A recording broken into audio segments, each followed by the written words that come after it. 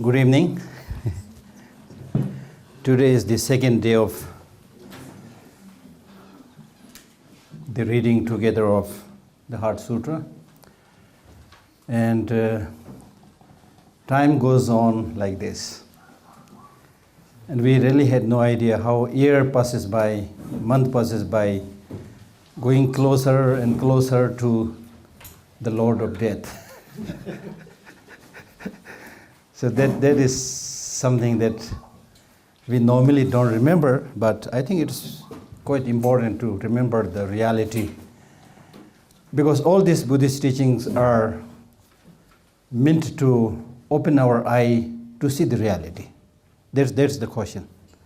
Because we normally have this tendency to close our eye about the reality and then live in a world of imagination.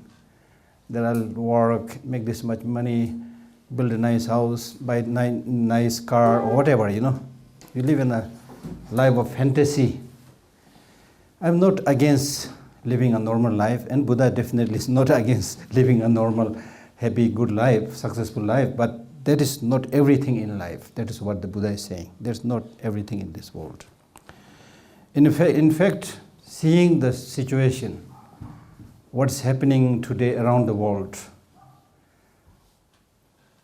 If you watch BBC or CNN or whatever, Al Jazeera or whatever you're watching, you can just get all the Dharma teachings in this news.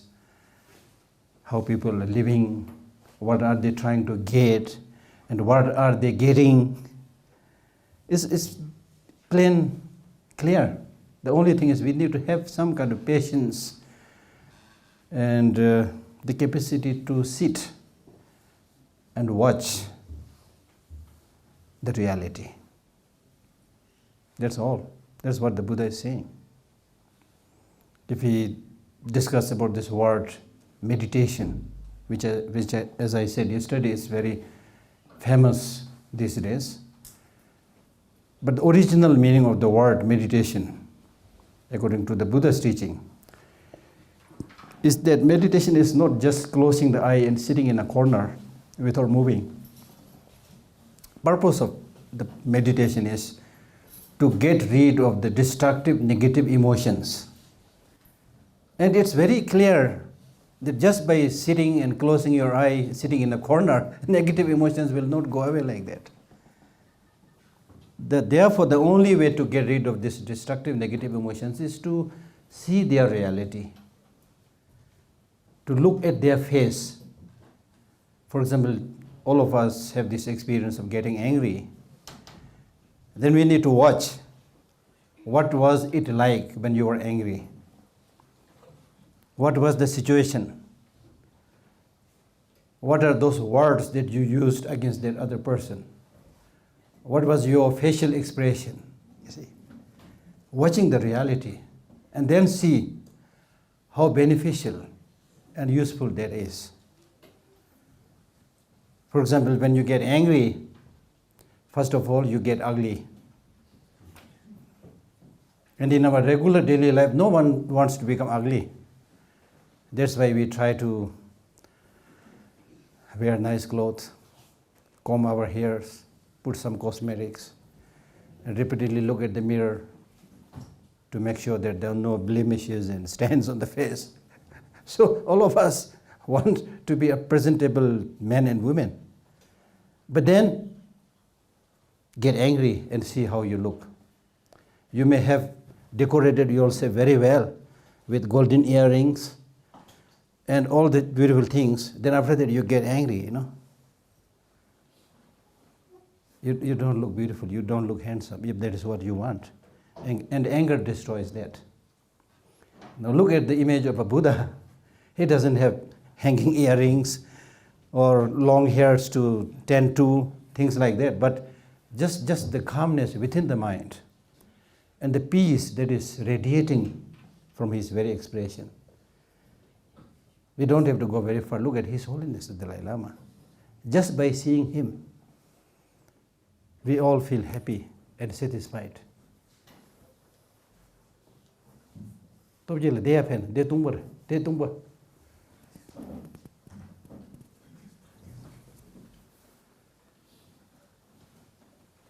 Because the purpose of my reading this Heart Sutra, number one, is this is such a precious text. In Tibet, people used to write this in golden ink. These Heart Sutras, or these Wisdom Perfection Sutras, they were the most respected thing in Tibet. Now forget about writing it in gold. We hardly even know about what this Heart Sutra is, how important it is. So that's what we are trying to remember. So that's the purpose. But the main purpose is that through this kind of discussion and talk, we should be able to bring about a little bit of change in our life. That's the purpose. Because if you are unable to bring about any change, then again it's a wastage of time in a way. Of course, everybody has the right to do whatever they like, but it's not going to benefit much. So therefore, we need to take concrete examples, as I was saying. For example, with the case of anger.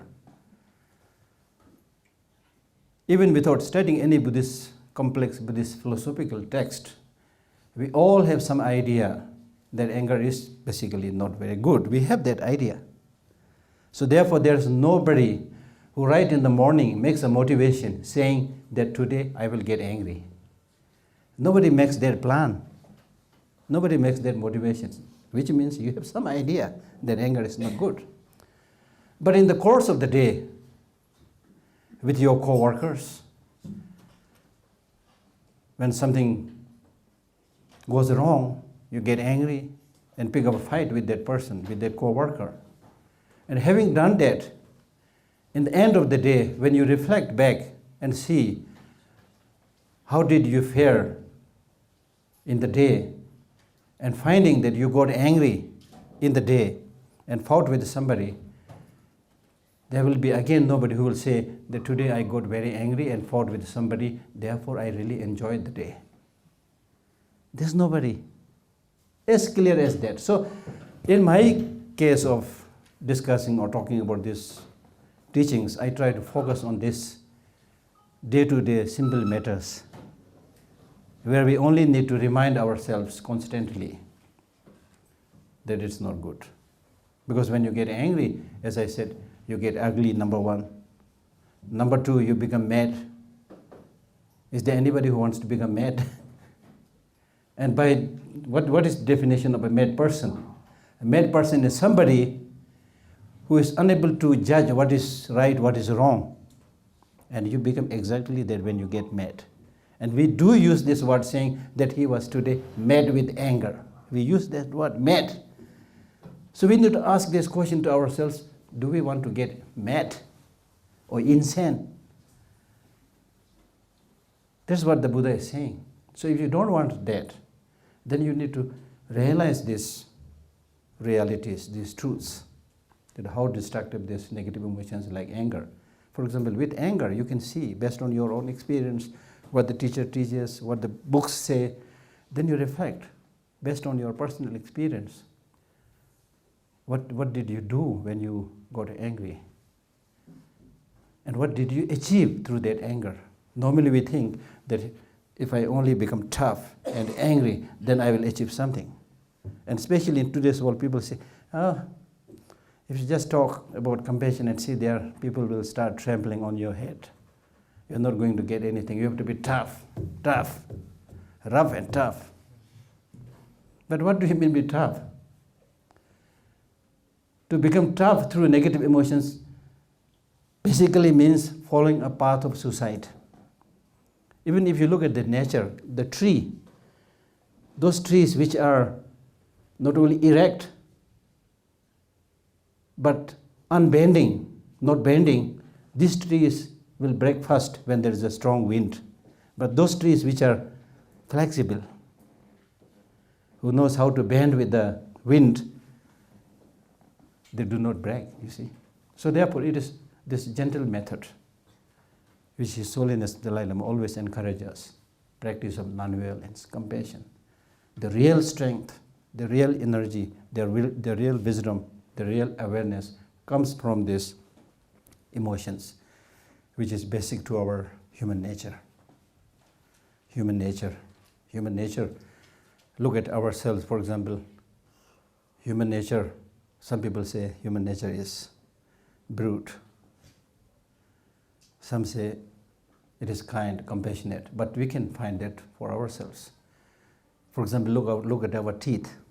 We do eat meat, but if you are to kill animals with your teeth, you'll be totally unsuccessful. So we don't have teeth like those carnivorous animals, which can use their teeth and kill animals. We don't have that kind of teeth. We don't have the nails. Some birds, with their claws, with their nails, they again kill other birds, insects and so forth. But in our case, if we use the nail to kill somebody, we will not be able to do that.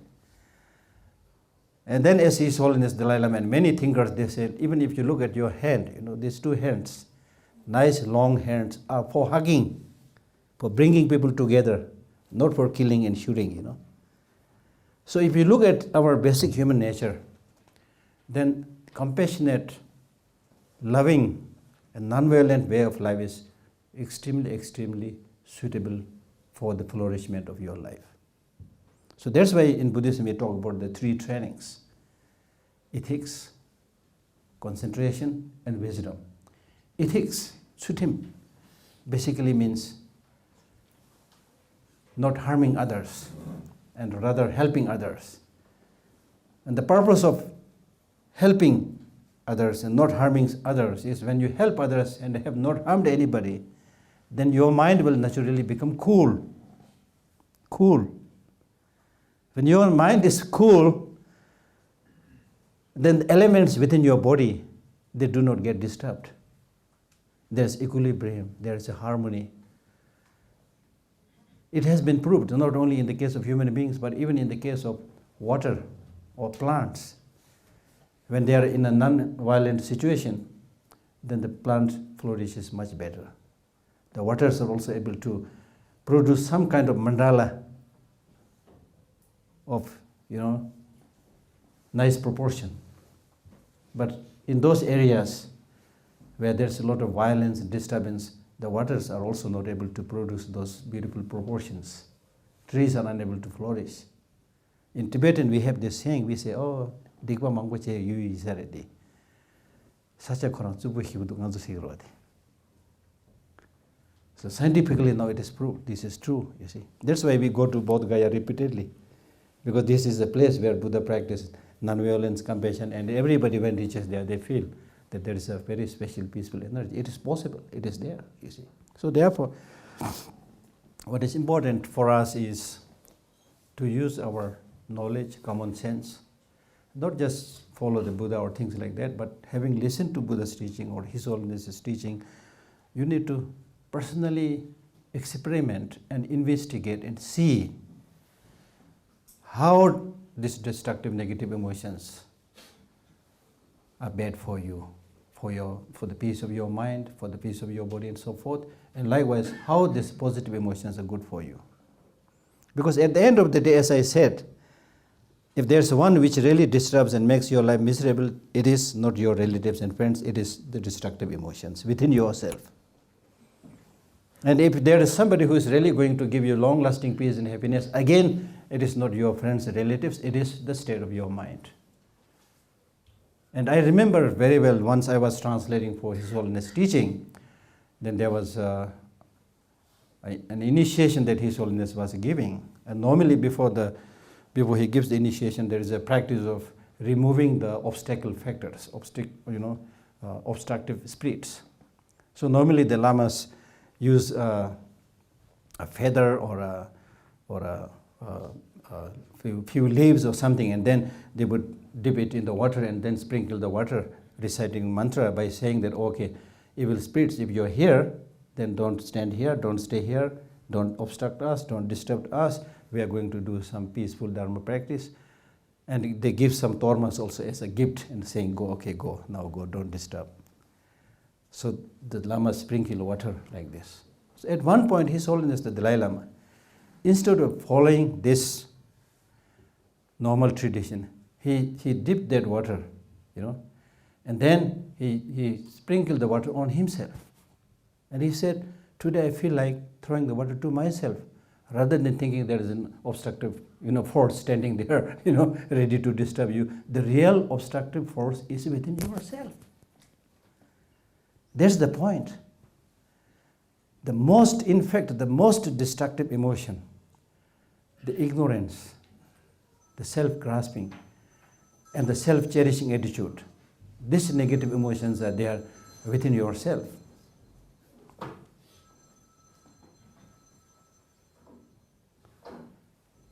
And in fact, His Holiness said that not only these negative emotions are within yourself, but they are resting and relaxing in the headquarters of your mind.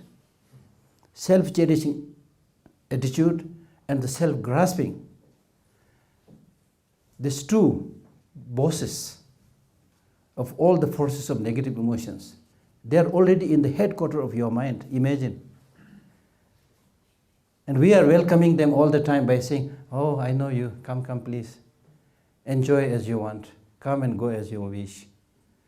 I don't care. This is, I'm familiar with you. You come and go, destroy me, whatever you want to do. That's our attitude." And because of this, countless other negative emotions arise within us, and they enslave us. So therefore, the purpose of Buddhist practice is to identify these destructive negative emotions, particularly the self-cherishing attitude and self-grasping, and thereby remove all other destructive negative emotions. So therefore, Buddhist practitioners are actually like armies, fighters. Buddhist practitioners have to fight against the destructive negative emotions. The world it's important for the whole world to fight with this destructive negative emotions, which is taught by the Buddha. And once we start doing that, you can easily see, it's not that you will get enlightened in one day. It's not that you will become peaceful by attending one session of teaching, even from His Holiness. It's not like that. Although in the shop, we do see many books these days, 5 techniques for becoming happy. There's so many self-help books which claims that you will achieve enlightenment in 6 days by reading this book. Or you will become happier by remembering these points, 6 points and things like that. But according to the Buddha's teaching, there is no shortcut. There is no shortcut. There are not few tips and techniques by which you will get enlightened overnight. You need to undertake a sustained practice and gradual practice through which you will become better and better. So therefore, we have all these great texts like Stages of Meditation by Kamalashila. The title itself says Stages of Meditation, meaning that you need to practice stage by stage. There is no push button enlightenment. There is no quick fix solution. Similarly, Lamrim, the gradual stages of the path to enlightenment. Gradual, Lamrim, Rimbe Gomye. And that is exactly in accordance with the nature, like the trees. If the tree it is taking time to grow, you can't just pull it and make it grow overnight. It has to take time. The flowers have to take time. Even when you construct a house, it has to take time. And this is especially true in our case, because our mind is deeply stuck in the quagmire of negative emotions. We are very, very strongly habituated with this. So the question is how to come out of this die-hard habit. Even with realization, even with the knowledge this is not good, we repeatedly do this. Because you are happy with that, you are familiar with that. And people feel that it is better to live with a familiar enemy than to try to contact an unfamiliar friend. That's our attitude, you see. So therefore, we need to repeatedly remember that I want happiness, as I said yesterday, and I want long-lasting happiness. And in this project of getting that long-lasting happiness, I have to be my master. I have to take care of myself. I have to work hard. Because the rest are like dream. In fact, your life is a dream and the rest are like dream. Your wealth, your name, your fame, whatever you are going to get. I'm not saying you don't need that. But if you just hang on to that, thinking that these are the source of long-lasting peace and happiness, you are not going to get anything. So whether you like it or not, the only method and process of getting that long-lasting peace and happiness is self-mastery, self-realization, and cultivating these inner qualities so that you are able to stand firm, peaceful and happy wherever you are. If you are happy in India, not happy in America, something is wrong. If you are not happy in India but happy in America, something is wrong. So through this spiritual practice, you need to develop a mental outlook based on which you will be happy wherever you go. And that is possible. I'm not saying it is easy. Definitely not easy. But it is possible. Let me remind you this possibility by citing a quotation from one great Tibetan teacher who was doing a lot of mind training practice. And he said, if I'm going to die tonight, wonderful. Look at this. He said, if I'm going to die tonight, wonderful. He's not saying this because he is pessimistic. And he reasoned this out by saying that if I'm going to die tonight, wonderful, because I'm not going to continue to live creating suffering on others. So from that perspective, if I'm going to die tonight, wonderful. But he's not pessimistic. And he follows this by saying, if I'm not going to die tonight, but I'm going to live a long, long, healthy life, wonderful. Because by living a long, long life, I can benefit many, many people. Many, many suffering sentient beings. So that you can look at this mental perspective. So for such a person, whatever opportunity is there, it's for the benefit of others. And once you do that, once you concentrate more about benefiting others, your own peace and happiness will be there as a byproduct. Right now we are not getting that because we are too much self-obsessed. All the time thinking about I, me and mine. I, me and mine. The little circle around. Mine means my clothes, my house, my family, relatives and so forth. Very small world. Now it is scientifically proved that people who make a lot of self-references and saying I, me and mine, these people are susceptible to all kind of illnesses including heart attack.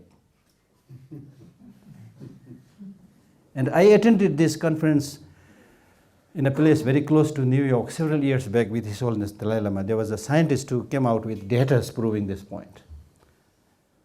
And in the Buddhist text, it has been explained long time back. If you read, for example, Chandakirti's Madhyamika Avatara, there is a quotation by saying, Tangbo ngashe dagla shenjuruchi, dagi nishi ngola charchepa, sojun chenda rama mewai. That means it is because of this clinging to me and mine that you get entrapped in this wheel of life. How is this so? This is so because the more you think about only me and mine, your focus becomes narrow. You develop this tunnel vision, I, me and mine, very small world. When you think small, you get constricted. Your vision becomes narrowed. And within that narrow tunnel vision, even if there's a small problem, difficulty, you will see it as if this is of unsurmountable magnitude. Oh my goodness, I am having this problem. Because you are thinking only about, I am having this problem. How many other millions of people are suffering much more than what you are suffering, but you are not able to think about that. You are completely stuck with this problem with yourself. Only think about this. Then the suffering, the problem becomes intolerable. But if you go a little bit beyond that, okay, I'm suffering. But what about others? There are many who are suffering much more than me. just by that kind of opening up, because of that wider perspective, it will lessen your suffering. You can do a test with this, experiment this. I normally give an example of two people suffering from terrible migraine headache, let us say. Suffering from terrible migraine headache. Two people, let us say. Terrible suffering migraine headache of same magnitude, same intensity. As far as the physical suffering of the migraine headache is concerned, let us say they are suffering by the same intensity. But there will be a lot of difference in terms of their attitude. Now, one person who has this negative attitude, when he gets this migraine headache, he starts thinking negatively by saying, oh, my head is splitting up. Why of all people I am having this migraine headache? God is said to have created everything. If that is true, He has created this migraine headache. So I hate God. If he's a Buddhist follower, he say, Buddha is said to have a lot of compassion, but I am suffering from this migraine headache. Where is his compassion? He'll start complaining the God, complaining the Buddha, whatever. When his friends come to see him, try to casual with him or say something nice, he'll get angry by saying, get lost. I'm dying here with this headache and you're making fun of me. Get lost. If his friends and relatives come to say, take rest, have food, how can I eat food? I'm dying with this headache, you see. So he don't want anybody around him. He don't want to go to hospital for treatment. He don't want to find out about the causes of the headache. So we'll develop this absolutely negative attitude which will increase the headache. Now this is scientifically found, the truth of this. Now in the case of the other person who is having the same migraine headache of the same intensity, who has a positive mental attitude, if he is a believer in a God, he might say, if the God has created everything, there must be a reason for this one. If he's a Buddhist, he might say, oh, this is good, I'm having a lot of headache, but this will purify some of my negative karmas.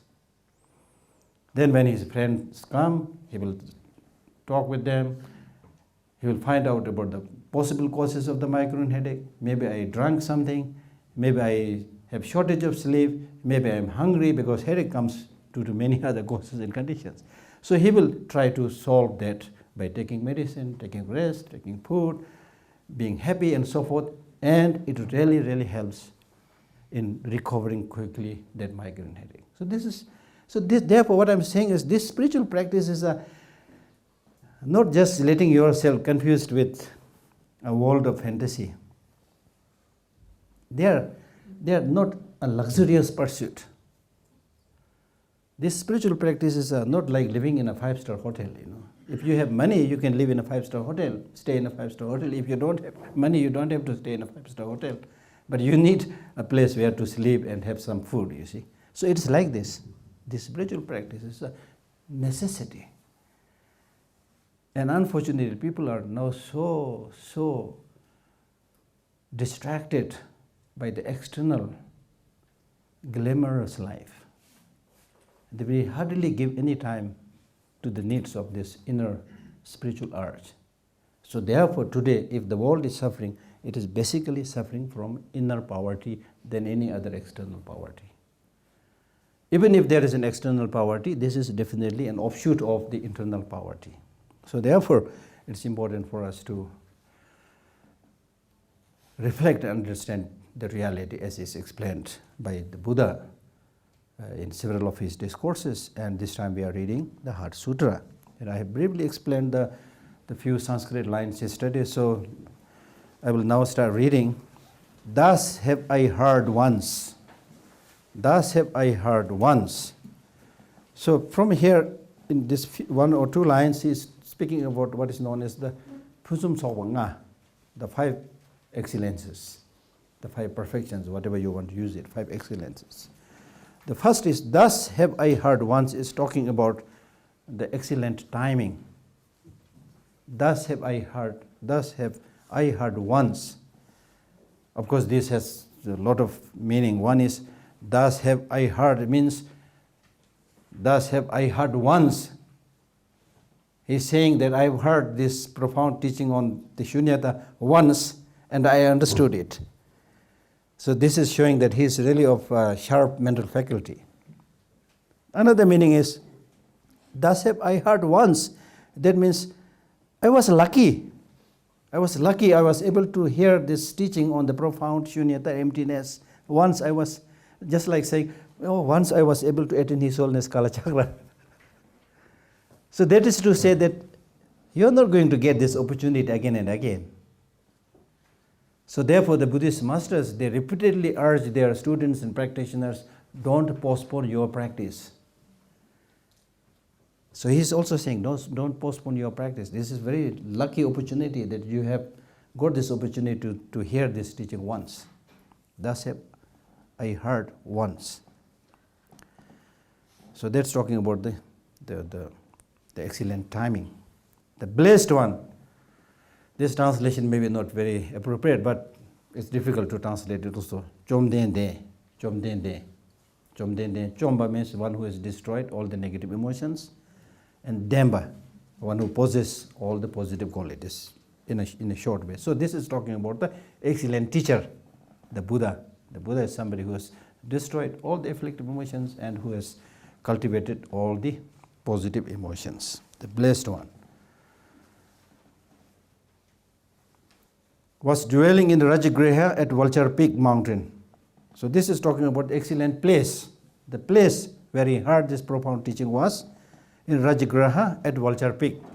So these two places, Rajagriha and Vulture Peak, is talking about two places suitable for two followers.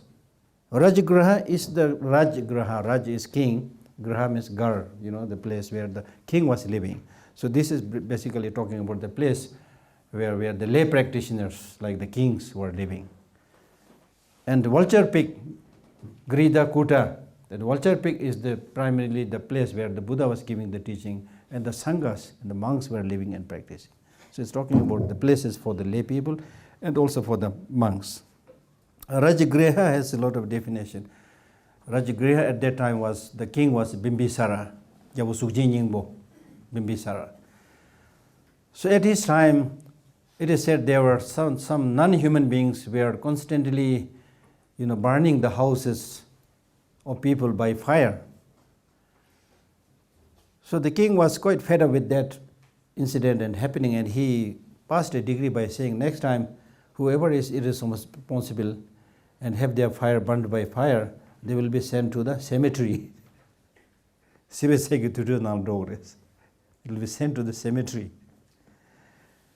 But interestingly, the next house which caught fire was the king's palace.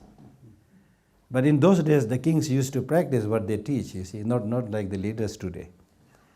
So the king actually moved to the cemetery, and that place became the Rajagriha, where the king was living, Rajagriha. Vulture Peak, that mountain which most of you must have visited, which is very close to Nalanda. Today you can see a lot of rocks around there. Some of them at a distance looks a little bit like vulture, So why this place is called Vulture Peak, there are a lot of definitions which may not be so important. So that is the place where the Buddha gave the wisdom perfection teaching. Together, and then this is now next, together with a great gathering of the Sangha of monks and great gathering of the Sangha of the Bodhisattvas. This is talking about the excellent core, retinue, followers, people who were there attending Buddha's teaching. Sangha of monks. This is basically it's talking about Gelung ke Gindu Chimboda, not just Sangha of monks. Gelung. In Tibetan we use the word Gelung, which means bhikshu. Bhikshu, of course, refers to somebody who has received the highest ordination. But here in this case, the word bhikshu refers to arhats, those people who had completely destroyed negative emotions. Sangha of monks, Gelung ke Gindu Chimboda. Gindu Chimbo. Gelung is bhikshu. The literal meaning of the word Gelung means one who lives his life by begging the food and by cultivating the virtuous qualities. Bhikshu, Gelung. But here, Gelung refers to Arhat, those who have completely destroyed negative emotions. Gelung ki Gendumba, a word which we normally use. Gendun, that means those who have unchangeable determination and respect to Buddha, Dharma and Sangha. Gewa, Dumba is aspiration. Those people who have very strong aspiration and determination, unchanging determination and aspiration towards virtuous practices, including taking refuge to Buddha, Dharma and Sangha. Nobody can stop them. Gindun, that's the meaning. Gelungi, Gindun, Chembo. Chembo refers to big gathering. So there was a big gathering of the Sarvakas. Other than the Bodhisattvas, there was a big gathering of Sarvakas who were also attending this discourse by the Buddha. And on top of that, there is also Changchup Sembe Gendu Chembodan, there is also a big gathering of Bodhisattvas. Bodhisattvas, Changchup Semba. Changchup Sem and Changchup Semba are different. Many people get confused. Changchup Sem is the mind. Changchup Sem is the mind wishing to achieve enlightenment for the sake of all sentient beings. That is Changchup Sem. And when one has cultivated that mind within oneself, then that's called Changchup Semba, Bodhisattva. Bodhicit is Changchup Sem, Bodhisattva is Changchup Semba. Changchup Sembe Ginju Chemboda. At that time, the Blessed One entered the Samadhi that expresses the Dharma called profound illumination, and at the same time, Noble Avalokiteshvara, the Bodhisattva Mahasattva, while practicing the profound Parajna Paramita, so in this way, he saw the 5 skandhas to be empty of nature. So here, one thing we should clearly understand today is Bodhicitta and Bodhisattva. Don't hope to understand everything. I don't understand everything, okay? Once I was invited to give some talks on Buddhism in Switzerland, long time back.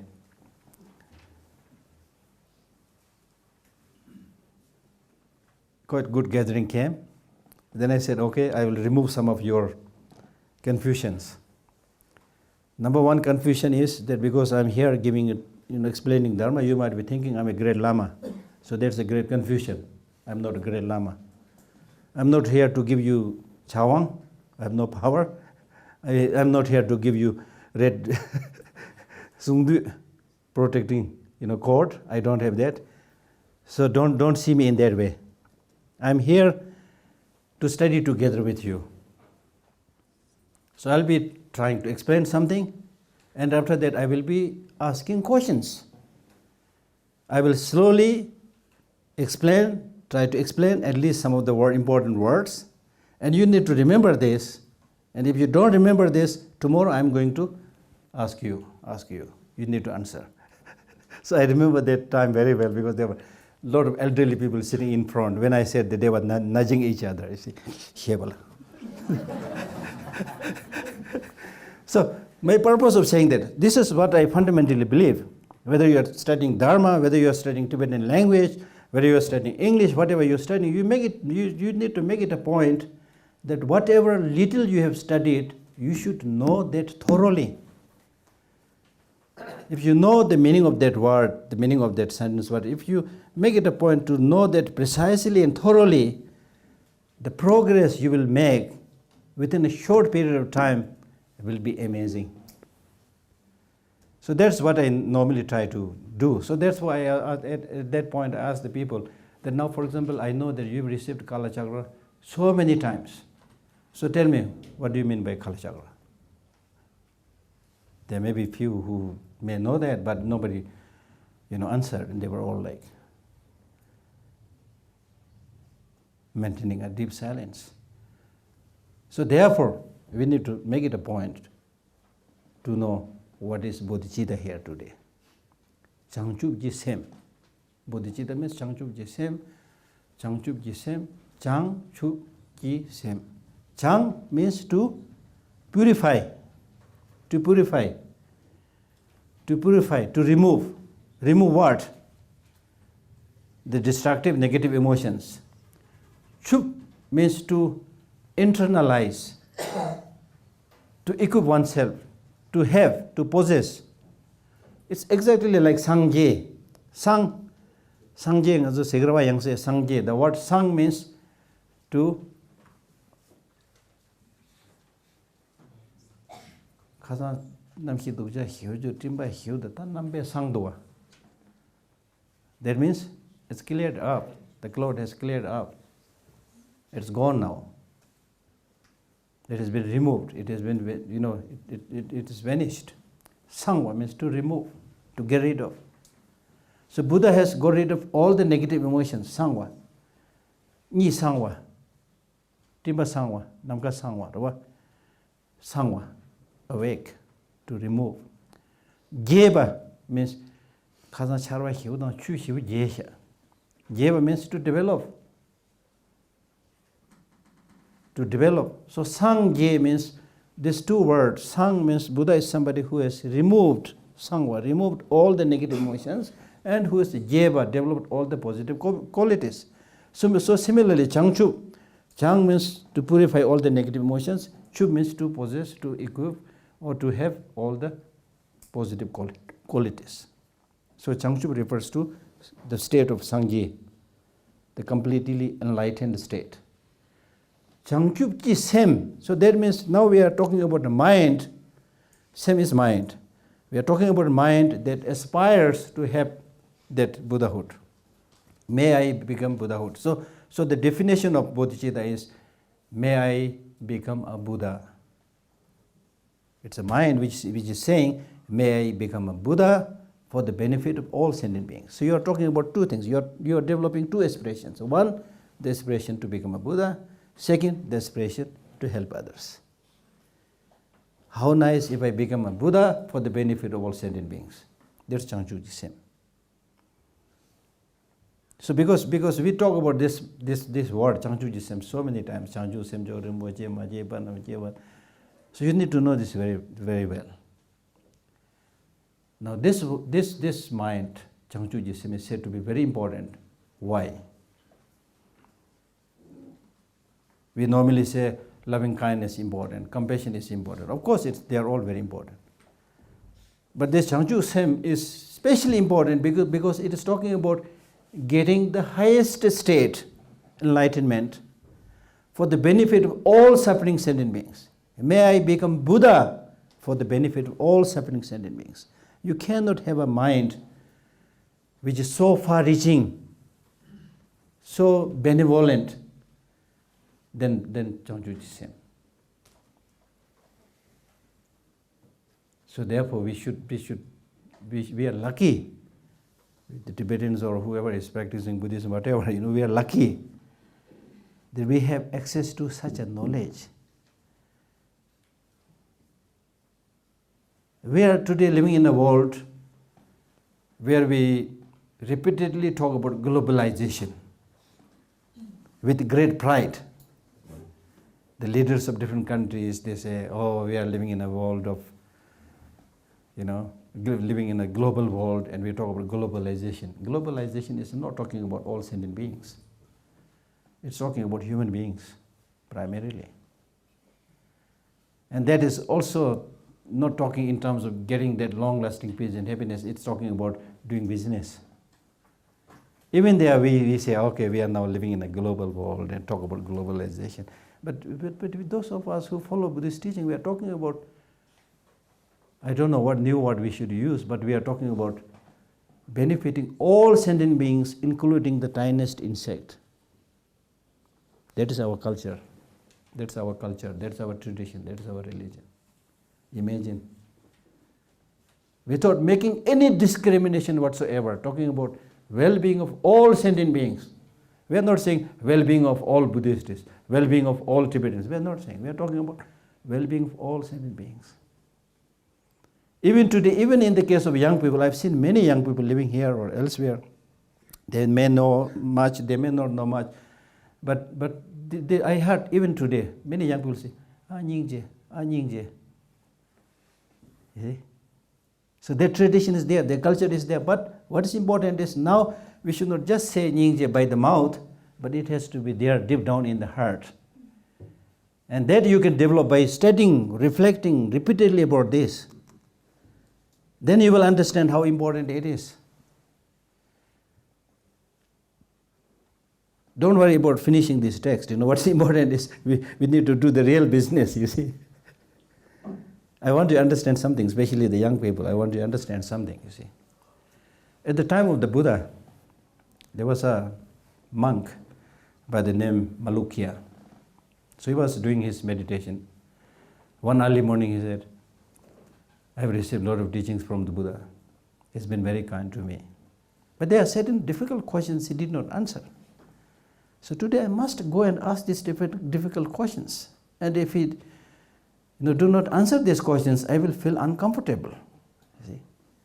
So with this kind of thinking, he got up from his meditation, went straight to the Buddha, and then he started asking all these difficult questions, saying that, Buddha, you did not answer when did the universe started, how it will come to an end, where there's a past life, future life.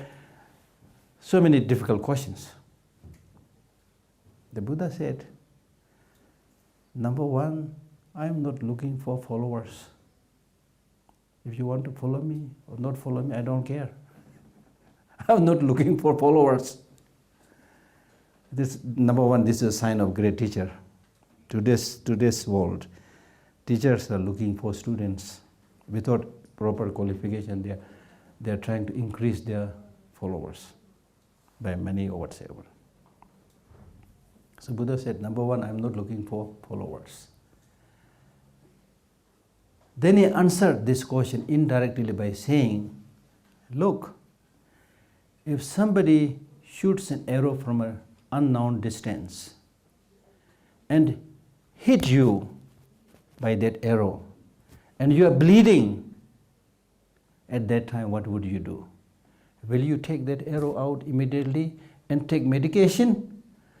Or will you say, no, I need to get all the answers first? Who shot the arrow? From which direction the arrow came? What was the speed of the arrow on the way? And how strong the person who shot the arrow? Whether he is a moustache or not. Even in this event, you can ask 100,000 questions. What was the bow made of? What was the arrow made of? What kind of leather it was? You can. If you say that unless I get answer to all this, I'm not going to take medication, then before you get the answer, you will be a dead man. Then the monk said, yes, of course, first I'll take medication. Then Buddha said, here you go. The world has too much suffering, and you can do so many things right now before you try to get all these complicated questions. You see. Amazing answer. Amazing answer. I do give a lot of talks in different parts of the world. And sometimes I tell people like you who come to listen to the talk, I tell them, I don't feel comfortable giving talks to you because you are already good people. Bad people probably will be not here. Terrorists will not be here. So it's like preaching the convert, you see. So by this, what I'm saying is that we already know a lot actually. To be honest, it's not that we don't know anything. We already have a good sense of direction, what we should be doing, what we should not be doing. We have good sense of direction of that. But the area where we fail is we are unable to practice. Even after knowing this is what I should be doing, we are unable to do that. Even after knowing that this is what I should not be doing, we keep on doing it, you see. So getting rid of this die-hard habit, that's a difficult task. So therefore, we need to make a determination. For example, most of us go to attend His Holiness teaching or some other teachings, important teachings, we go. So during those occasions, you need to make a little bit of commitment by saying, okay, from this time onwards, I will spend around this time for study, for meditation, for reflection. And once you start doing that, the amount of peace and happiness that you get, the amount of knowledge that you get, and thereby the amount of peace and happiness that you get will be tremendous.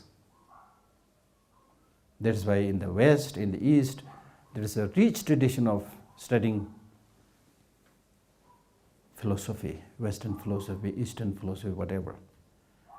So those philosophical traditions are there not to, again, just waste your time, but they are there to help you show the direction so that accordingly you are able to mold your life, change your life.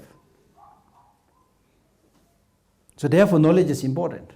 For example, if you are standing at a crossroad, not knowing where to go, then you need to ask people. You need to use reason and so forth. And through this kind of analysis, you will be able to find the right direction and you will reach the right goal. If you don't ask other people and you yourself not know and simply move, you may be in the wrong direction. In our ordinary life, it is like this. So in order to reach your goal, in order to move into the right direction, there's no other way but to ask questions, to understand the reality, to understand the way things are. That's exactly what the Buddha is saying. So therefore, some people call this sutra Heart Attack Sutra. Because this sutra is saying something against what our ordinary belief. Ordinarily we think there are things existing from its own side. This text is saying no. So that is mesmerizing, shocking, because you thought as an ordinary person, we thought that there should be an object that you should love. That object must be there, lovely, nice, 100% good.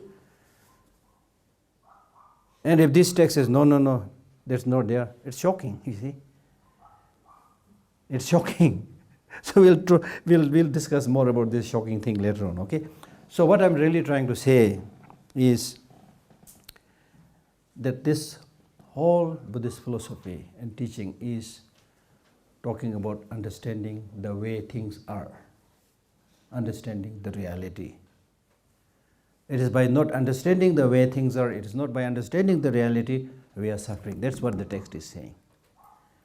Things are impermanent, but we believe that things are permanent. Things are of suffering nature, we believe that this is happiness. So it is because of these perverse views that we are suffering. So therefore, Buddha is helping us with this kind of teaching to open the wisdom eye. So at that time, the blessed one entered the samadhi that expresses dharma called profound illumination. That means at that time, when this Sangha of monks and Bodhisattvas have all gathered there, then the Buddha entered into meditation on the profound illumination. The blessed one means the Buddha entered into the samadhi. That means samadhi means one-pointed meditation. And that meditation here is called, that expresses the dharma called the profound illumination. Profound. Emptiness is profound. Okay? Emptiness is profound. So Buddha's mind, meditative mind, enters into that profound emptiness. And because the Buddha's mind is lost in that profound emptiness, there is a clear, vivid appearance of emptiness to his mind, which is called illumination. I mean, the English translation may not necessarily be correct. It can be different, you see. But the meaning is that Buddha has a very profound appearance of emptiness because his mind is lost into that emptiness. So at that time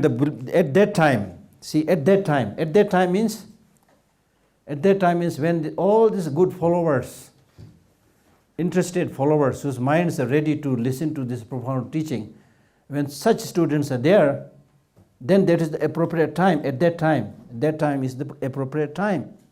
So therefore the Buddha entered into meditation on the profound illumination. That is not to say that normally he is not entering into meditation. He is always in meditation. But he almost like acted for the benefit of these followers that he entered into meditation. And that's to inspire others that he acted to enter into this profound meditation, which is normally, of course, he is always in deep meditation. And because of this blessing, at the same time, because of this blessing, the noble Avalokiteshvara, noble means Arya, somebody who has already realized emptiness directly, noble Arya, Bhagwa. Bhagwa means who has transcended and moved from the ordinary level to the transcendental level, Arya. Noble Avalokiteshvara, Chenresik, Chen re sik. Chen is I. Re is like chen ki chu sik doa. Chen re sana chen ki chu. Chen ki chu di sim chen ki dunga la takwara ki sik de ki yoza chen re sik. Avalokiteshvara means one whose eye is always looking towards suffering of sentient beings.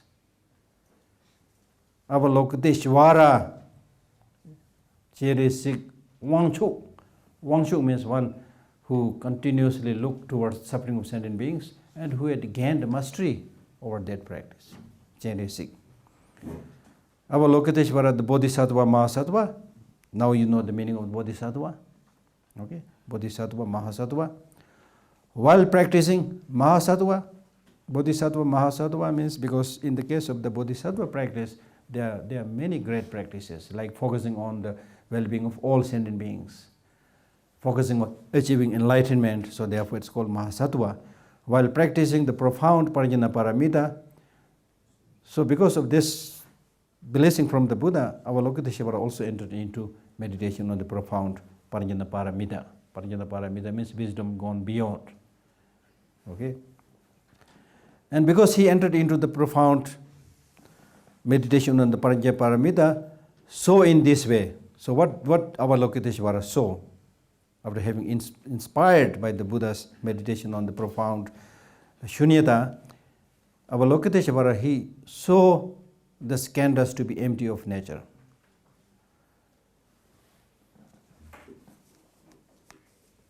So here again you can see the English translation is missing something because the Tibetan word says Chanju Semba Semba Chamba Phagwa Chen is Wangju Hirabji Paro the Chimba Samu Choba Nila number Tashing Pumbonga Tida Layang.